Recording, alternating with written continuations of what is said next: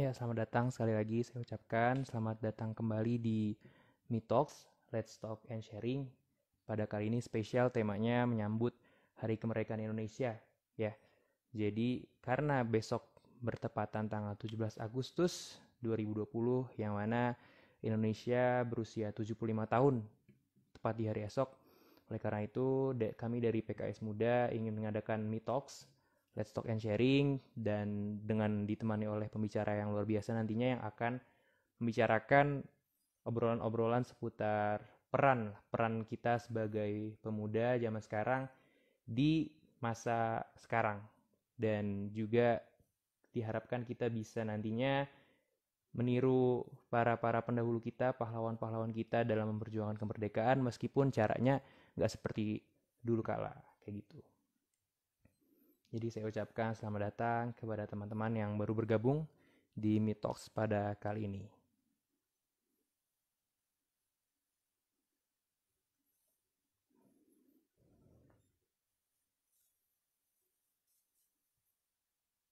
Oke.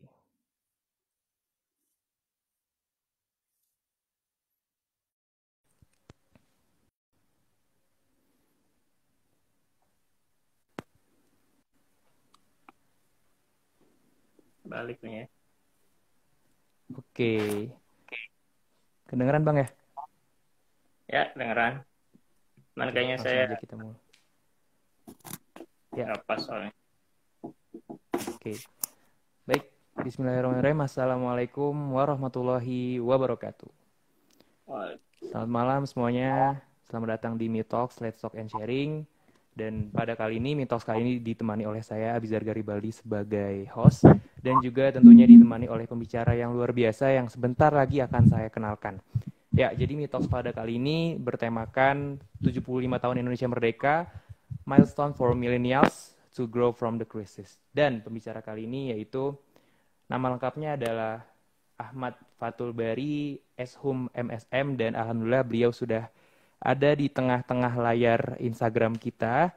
Ya, beliau juga adalah seorang juru bicara dari Partai Keadilan Sejahtera yang mungkin seringkali kita lihat beliau ada di televisi Indonesia, seringkali menyampaikan gagasannya dan beradu argumen dengan kawan berfikirnya.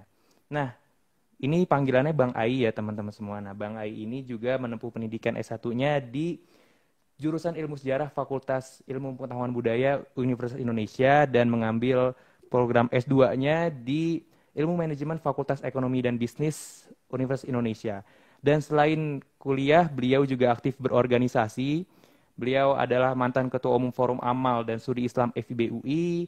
Beliau juga mantan Ketua Umum Senat Mahasiswa UI. Beliau juga mantan Ketua Umum BEM UI dan Ketua Ikatan Alumni UI, dan sekarang beliau adalah anggota Lembaga Penasehat Iluni UI sampai tahun 2022. Oke, langsung saja kita sapa pembicara kita yang luar biasa ini. Halo Bang Ai, apa kabar? ya, lo makasih. Kabar baik, alhamdulillah. Assalamualaikum. Waalaikumsalam, alhamdulillah. Oke, Bang Ai, kan tema kita pada kali ini menyambut ya, karena tepat di hari esok Indonesia berusia 75 tahun ya, tepat berusia 75 tahun, dan it's been a long journey for Indonesia. 75 tahun bukanlah umur yang sedikit, melainkan umur yang cukup bisa dibilang panjang bagi sebuah negara. Oke, Bang, mungkin refleksi dari setahun kemarin dulu, Bang, dari Indonesia, negara Indonesia ini, Bang. Menurut Bang Ai. Ya, terima kasih. Pertama, kita bersyukur ya bahwa kita sudah berada di hari kemerdekaan yang besok jatuh di usia 75 tahun. Dan alhamdulillah kita sudah bersama-sama melewati masa-masa yang panjang dalam sejarah bangsa kita, karena 75 tahun bukan waktu yang pendek, walaupun juga bukan waktu yang begitu panjang gitu untuk sebuah bangsa. Tapi perlu kita ingat bahwa apa yang telah kita capai itu melewati berbagai fase perjuangan yang sangat panjang, bahkan mungkin pembentukan negara bangsa di Indonesia itu sudah sangat lama gitu. Kita mungkin juga tahu sebelum kita menjadi sebuah negara bangsa kita punya berbagai kerajaan misalnya, atau bahkan sebelum ada kerajaan bahkan kita mengenal masa-masa sebelum kerajaan, misalnya masyarakat masih terpecah dengan berbagai bentuknya, lalu ketika kerajaan pun juga punya apa masing-masing kerajaan yang mungkin antar satu dengan yang lainnya juga belum bersatu, tapi momentum selanjutnya adalah bagaimana kita punya semangat kebersamaan, semangat persatuan, baik itu melalui berbagai proses di menjadi sebuah kesatuan bangsa kita melalui Sumpah Pemuda, misalnya itu peran pemuda, lalu dilanjutkan dengan berbagai bentuk lainnya sehingga kita merdeka dan sampai sekarang kita menikmati dan mengisi kemerdekaan tersebut. Oke. Bang Ai, mungkin pemuda zaman sekarang sudah mulai luntur ya perasaan mereka ketika menyambut kemerdekaan karena mereka mikir, kemerdekaan paling cuma lomba-lomba doang. Terus mungkin kontribusi mereka hanya bilang, cukup bikin snap kayaknya udah cukup berkontribusi deh bagi mereka-mereka nih. Nah, itu apakah bikin snap aja cukup, Bang, untuk menyambut kemerdekaan Indonesia ataukah ada cara-cara lain sebagai kita dari pemuda-pemuda Indonesia nih, Bang? Ya pertama kalau untuk refleksi kemerdekaan itu hal yang wajar ya. Jangankan untuk bikin snap dan sebagainya, kita ikutan makan kerupuk saja itu sudah bentuk apresiasi dan perayaan kita terhadap kemerdekaan. Dan memang itu sesuatu yang perlu kita sesuatu yang wajar dan bahkan mungkin bagus juga kalau kita masih punya tradisi-tradisi yang baik itu dengan bentuk yang jadul misalnya seperti yang tadi makan kerupuk dan sampai sekarang kan jadi ciri khas ya kalau 17-an makan kerupuk walaupun sekarang lagi pandemi nih mungkin makan kerupuknya online kali ya beli kerupuk masih penting di rumah dan pasang timer gitu misalnya cepet-cepetan waktunya ataupun juga dengan berbagai bentuk lainnya sekarang kan sangat kreatif ya anak-anak sekarang dengan berbagai caranya bahkan mungkin dengan berbagai bentuk aplikasi dan sebagainya merefleksikan perayaan mereka terhadap kemerdekaan. Tapi yang paling utama juga sebetulnya kita bisa lebih memaknai kemerdekaan itu secara substantif. Kenapa akhirnya kita menjadi bangsa yang merdeka, lalu juga bagaimana proses kita menjadi bangsa yang merdeka, dan juga bagaimana akhirnya kita mengisi kemerdekaan karena tahu dua latar tersebut itu menjadi penting gitu. Ya pertama kenapa kita perlu untuk menjadi bangsa merdeka ya karena memang layaknya sebuah kita sebagai pribadi saja misalnya selalu bilang bahwa kita punya pilihan dalam hidup kita. Baik itu kita punya orang tua yang mengarahkan ataupun bahkan mungkin kita punya guru ngaji bahkan gitu ya. Tapi kadang pilihan-pilihan yang tidak keluar dari jalur koridor-koridor norma kita itu kan hal yang lazim gitu. Dan itu pun juga bisa kita refleksikan kenapa kita ingin menjadi bangsa yang merdeka ya karena kita punya pilihan untuk hidup lebih berdaulat dengan berbagai hal yang bisa kita lakukan gitu. Dan itu tercermin dalam berbagai tujuan kita mendirikan sebuah negara. Nah, lalu yang selanjutnya bagaimana proses kita menuju kemerdekaan? Nah, itu lebih banyak lagi bisa kita jabarkan. Sedemikian hebatnya bangsa kita, para pendiri bangsa kita, dan itu sudah melewati fase yang sangat panjang, puluhan tahun bahkan, bukan hanya ketika di tahun 45 kita merdeka, tapi sejak awal ketika kita mulai punya semangat persatuan Nusantara, misalnya kita kenal ada Patih Gajah Mada misalnya yang menyampaikan tentang Sumpah Palapa ataupun juga yang masa selanjutnya pembentukan organisasi-organisasi kebangsaan misalnya melalui organisasi Budi Utomo, Sarekat Islam dan sebagainya, Muhammadiyah, lalu muncul juga Nahdlatul Ulama dan lain-lain. Itu bentuk refleksi bagaimana kita punya visi dalam mendirikan sebuah negara. Visi untuk mempersatukan bangsa dan juga visi untuk memerdekakan bangsa ini. Dan akhirnya dengan pikiran bahwa kita punya punya perasaan untuk merdeka, lalu kita merefleksikan caranya, dan akhirnya kita bisa mencapai itu. Dan itu yang perlu kita maknai sebagai generasi muda, sehingga ketika kita berada di masa sekarang, kita bisa lebih berpikir maju dengan melihat berbagai latar sejarah yang ada, dan akhirnya kita bisa paham bahwa keberadaan kita sekarang ini punya makna. Ya, nah kan temanya grow from crisis ya Bang, yang dimana pemuda Indonesia tuh dulu tuh bisa berhasil keluar dari krisis sosial ekonomi karena memang perjuangan bersama mereka melawan penjajah. Nah, Bang, apakah krisis COVID sekarang bisa diartikan maknanya sama dengan yang dulu, Bang? Ya, kalau ujian sebagai bangsa tentu tiap masa tuh kita melewati berbagai bentuk dan cara penyelesaian masing-masing. Misalnya dengan adanya COVID-19 sekarang, tentu ini tantangan bagi kita bahwa kita mengalami masa-masa sulit sebagai bangsa yang dilanda oleh krisis pandemi gitu, dan krisis pandemi pun juga akhirnya berdampak ke krisis-krisis lainnya, baik itu krisis ekonomi dan sebagainya gitu yang sekarang sudah mulai terlihat. Dan kalau kita melihat sejarah bangsa kita, semangat anak muda untuk keluar dari krisis itu luar biasa. Bahkan mungkin hari ini karena kita bertepatan dengan tanggal 16 Agustus yang sering kita tahu ada peristiwa penting, peristiwa Rengas Dengklok, itu adalah peristiwa yang mengisyaratkan, melambangkan bagaimana anak muda punya semangat yang menggebu-gebu gitu untuk keluar dari krisis.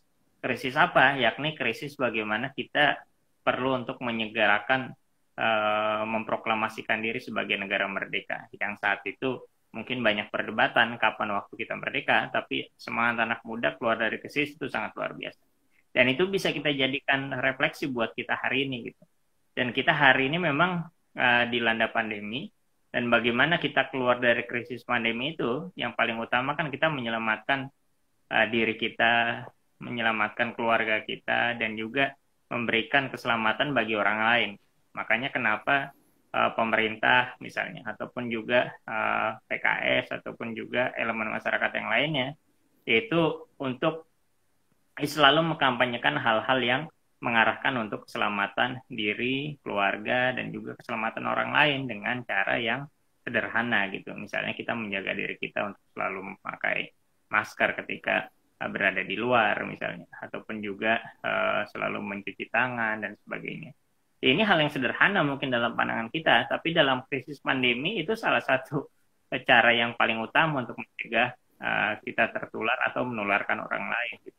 Dan belum lagi hal yang lebih substantif misalnya, selain keselamatan pribadi, keselamatan diri, keselamatan keluarga, dan menyelamatkan orang lain juga, ya kita pun juga perlu memikirkan bagaimana kita keluar dari krisis ini baik dengan support hal-hal yang optimistis bagi keberadaan diri dan bangsa kita, lalu juga memikirkan bagaimana kita juga bisa terus melakukan sesuatu yang positif dan kontributif bagi masyarakat gitu, baik diri kita melakukan hal yang positif maupun juga kontribusi kita kepada orang lain dengan berbagai cara yang sederhana. Kan kita banyak kampanye untuk berbagi kepada tetangga misalnya, berbagi kepada orang yang mungkin kesulitan karena terdampak pandemi dengan krisis keuangan, dan akhirnya mereka mungkin kesulitan untuk dapat penghasilan, dapat kerja dan sebagainya, itu bisa kita lakukan sebagai anak muda. Dan saya lihat anak muda sekarang sangat kreatif untuk melakukan hal itu, dan mudah-mudahan di PKS Muda pun juga bisa seperti itu. Oke, mungkin kan kalau zaman dulu perjuangan pemuda seperti di Hari Pahlawan atau Rengas Dengklok itu kan membutuhkan fisik yang sangat luar biasa ya Bang Ai, dan memang di zaman sekarang kita tidak perlu melakukan hal tersebut yang sama seperti dulu. Mungkin, nah dari Bang Ai sendiri, kira-kira pemuda zaman sekarang nih yang udah Bang Ai lihat selama ini, udah ada belum sih contoh realnya, contoh konkretnya mereka bisa mengkampanye untuk bisa ngajak-ngajak rakyat Indonesia untuk keluar dari krisis ini? Mungkin dari influencer atau mungkin dari sekeliling Bang Ai gitu Bang. Yang pasti pertama, hal yang utama yang selalu kita juga dengar dan kita diajarkan dari guru-guru kita ya, bahwa dalam diri kita kan setidaknya ada 3 hal yang bisa kita optimalkan, baik dari sisi uh, rohani kita, misalnya bagaimana kita menjaga diri kita tetap sehat secara rohani, lalu juga kesehatan jasad kita. Jadi bagaimana kita juga harus menjadi orang-orang yang punya fisik yang tangguh gitu, dan juga dari sisi pemikiran kita yang jernih, cerdas, bernas gitu, dan punya manfaat. Dan itu hal yang selalu diajarkan guru-guru kita untuk kita selalu jaga gitu, bahwa apalagi anak muda yang dalam kondisi prima kita ya, kita justru dituntut untuk lebih sehat sebetulnya dibandingkan orang yang lain, karena memang daya tahan tubuh kita sedang masa-masa yang sangat tepat untuk itu. Jadi dari 3 hal itu seharusnya memang kita jaga dulu, jangan sampai akhirnya diri kita punya keterbatasan dalam hal itu. Apalagi anak muda sekarang menurut saya sudah ada habit yang bagus ya, baik itu dengan berbagai gaya anak sekarang yang sudah hobi running misalnya, jadi lari ataupun juga sepeda gitu kan. Ya, saya juga tadi ikutan sepeda tuh, goes dari PKS, ada goes kebangsaan dari kantor DPD PKS Karawang ke Rengas Dengklok, dan itu sekitar 28,6 kilometer gitu. Ataupun juga besok kita sepedaan juga nih untuk memperingati 17 Agustus dari kantor PKS, DPD PKS, napak tilas ke Museum Perumusan Naskah Proklamasi, lalu ke Tugu Proklamasi rencananya, dan balik lagi tuh mungkin bolak-balik sekitar 40 km gitu. Dan itu pun juga harus kita lakukan sebagai anak muda. Apalagi anak muda ya, yang kita punya kesempatan lebih luas gitu, jangan sampai bermalas-malasan untuk olahraga, karena itu fisik yang harus kita jaga. Dan juga hal yang lain, pemikiran dan juga rohani kita pun juga kita jaga.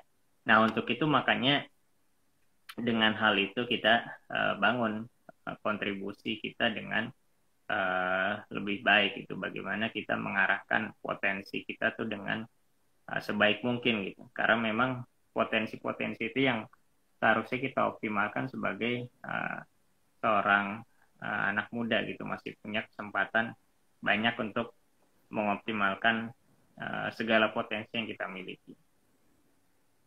Oke, berarti dimulai dari take care of ourselves dulu ya Bang ya, dari hal-hal simpel dulu itu udah bisa banget ngebantu kita dari keluar dari krisis yang sekarang. Nah, Bang, kenapa sih kemerdekaan Indonesia ini bisa menjadi milestone untuk para millennials nih untuk tumbuh dan berkembang lebih pesat lagi? Emang se-urgent apa sih kemerdekaan ini, Bang?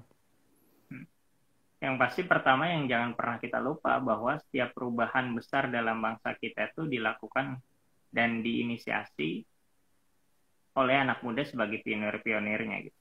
Jadi pertama dari sisi jauh, misalnya kita melihat tadi pergerakan nasional misalnya, bagaimana membangun sebuah semangat kebangsaan, itu kan salah satu tonggak utamanya kan Sumpah Pemuda gitu.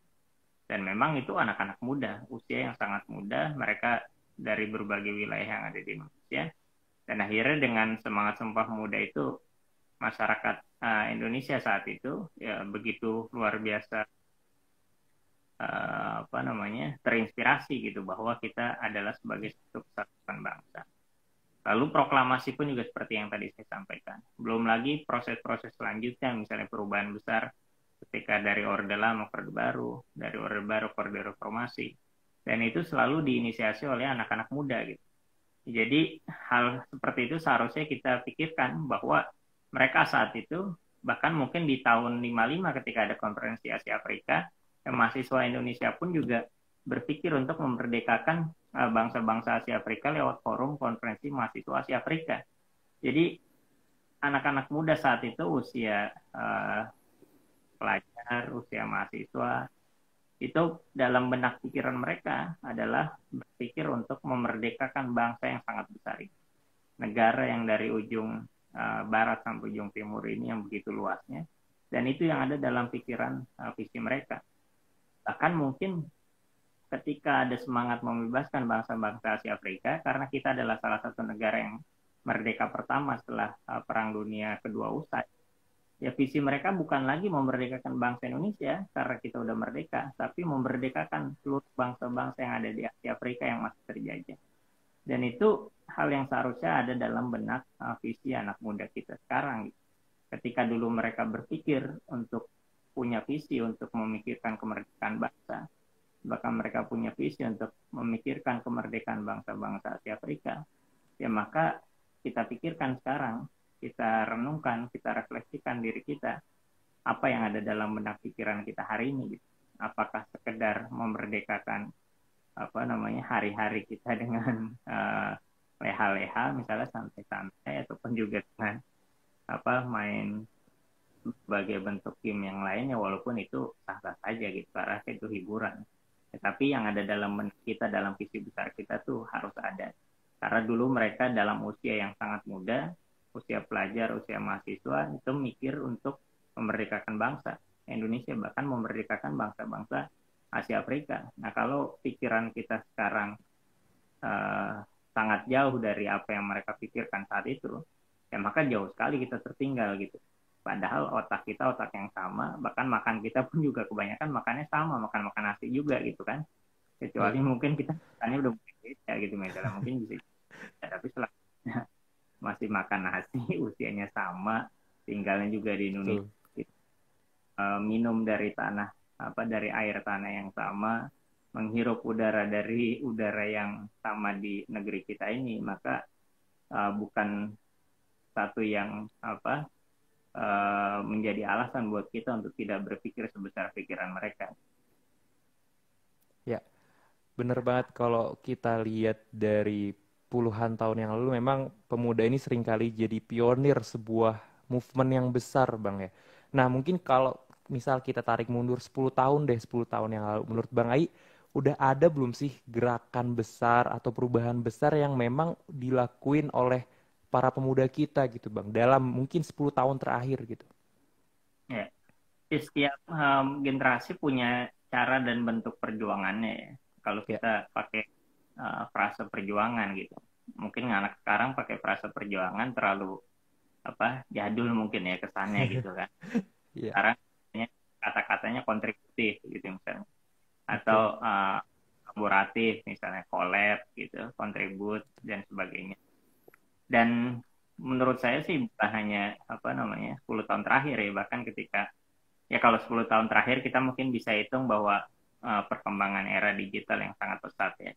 Dan menurut saya di masa-masa sekarang yang sangat pesat ini justru anak-anak muda tuh muncul dengan gagasan dan cara perjuangan atau cara kontribusi yang sangat luar biasa.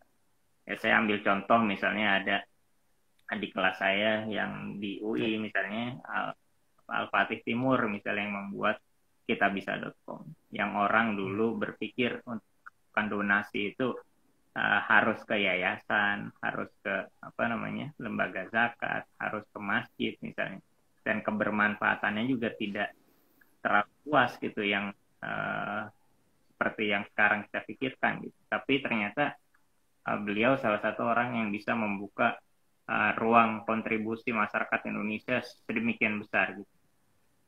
Yang dana yang dikumpulkan bahkan setiap hari terus bertambah sampai bermiliar-miliar gitu, dan bisa dikumpulkan bahkan bukan hanya untuk memberikan kontribusi bagi masyarakat Indonesia yang ada di Indonesia, bahkan mungkin untuk masyarakat Indonesia yang ada di luar negeri misalnya, ataupun bahkan untuk masyarakat negara-negara lain.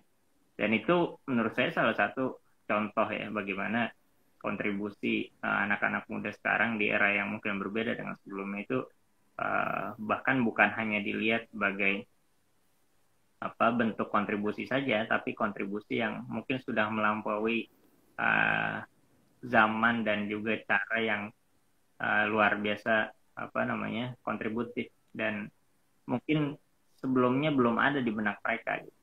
Atau contoh misalnya ada juga kawan saya di kelas saya yang mengembangkan tentang aplikasi untuk pertanian misalnya. Dulu kita mungkin berpikir bahwa kita melakukan investasi, kalau kita punya uang lebih ya, kita melakukan investasi itu terbatas hanya nabung di bank misalnya. Tapi ternyata kita bisa menginvestasikan uang kita ke para petani-petani kecil gitu, yang ada di tempat-tempat yang mungkin belum tentu bisa kita jangkau, bahkan belum tentu kita pernah dengar namanya gitu. Dan keuntungan juga buat para petani tersebut, ya akhirnya mereka bisa bercocok tanam dengan jaminan adanya dana yang terus berputar, dan juga ada pasar yang bisa menjual hasil pertanian mereka misalnya. Dan akhirnya bisa juga memotong jalur distribusi, dan akhirnya bisa menikmati hasil tani dengan baik. Dan itu juga dilakukan oleh beberapa anak muda sekarang. Dan bentuk-bentuk lainnya yang sangat banyak, luar biasa lah menurut saya. Karena memang era digital ini sangat luar biasa berkembang, dan itu gambaran dan contoh konkret bahwa anak muda sekarang itu juga tidak lepas dari eh, memberikan perjuangan mereka untuk bangsa kita dengan cara yang mungkin sebelumnya tidak pernah terpikirkan oleh para pendahulunya gitu. Dan akhirnya itu bentuk cara kontribusi era zaman sekarang yang menurut saya sangat luar biasa. Ya, kita yang tadi saya sampaikan, apa yang ada dalam pikiran anak-anak muda sekarang dibandingkan yang lalu, bukan berarti kita melihat bahwa anak muda sekarang ini tidak sebesar pikiran anak muda di masa kemerdekaan misalnya. Tapi bahkan sudah melampaui juga sebetulnya bentuk kontribusinya dari orang-orang yang dulu pernah berjuang gitu. Dan itu contoh bahwa anak muda sekarang ini ternyata cukup luar biasa untuk melakukan hal itu.